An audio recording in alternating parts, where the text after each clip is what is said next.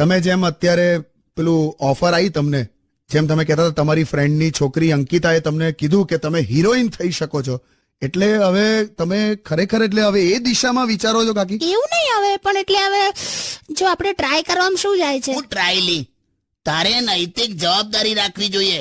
તું ભૂલથી સિલેક્ટ થઈ જાય ને તો ઓડિયન્સ પર જુલ્મ કહેવાય. ચૂપ રહો. તું સમજ લી, આ ફિલ્ડ એટલી સહેલી નથી જેટલી બહારથી લાગે છે. આ તારી અંકિતાને પણ બહુ અઘરું પડશે. અંકિતાનું તો થઈ જ જશે, કેમ કે એ તો બહુ ઊંચા ઘરાનાની છોકરી છે.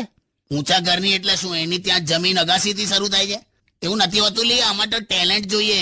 પછી તમે ગમે તેવો. એ તો મને પણ ખબર છે, પણ છે ને મારે એટલું જ સાબિત કરવું છે કે અમે સ્ત્રીઓ પુરુષો સાથે ખભાથી ખભો મિલાઈને જ ચાલી શકીએ છે. તું પુરુષો સાથે ખભાથી ખભો મિલાઈને ચાલે છે, પણ સહેજ ખભો અડી જાય એટલે બસમાં તો બબાલ કરી નાખે છે.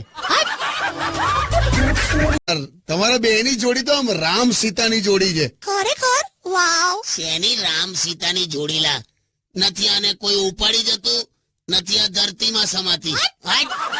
જ બેઠા છે ને મારી વાલી કાકી કઈક કહેવા માંગે છે. એ હાલા કાકી કઈક કહેવા માંગે, સોરી. એ તો છે ને, હું એમ કહેતી હતી કે આમ કેવું હોય નહીં, આમ મસ્ત આમ જ્યારે બાળક જન્મે ને તો આમ બધા ફેમિલી વાળા એવું બોલે કે આ બાળક મારા પર ગયો છે. આમ મમ્મી એવું કે આનું નાક મારા પર ગયું છે, પછી મામા એવું કે આની હાઈટ છે ને એ મારા પર ગઈ છે, પછી પપ્પા કે આના ફીચર્સ મારા પર ગયા છે, દાદી એવું કે આનો રંગ મારા પર ગયો છે. પણ એ જ બાળક મોટો થઈને થોડો તોફાનો કરવા માંડે ને એટલે બધા બોલવા માંડે ખબર નહીં કે કોના પર ગયો છે.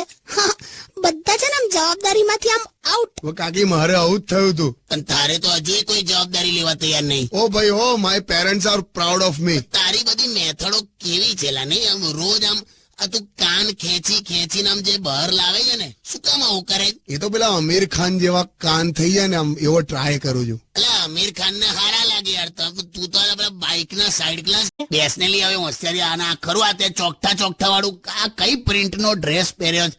અરે એકદમ સિમ્પલ પ્રિન્ટ છે. આ ચાદર નું છે.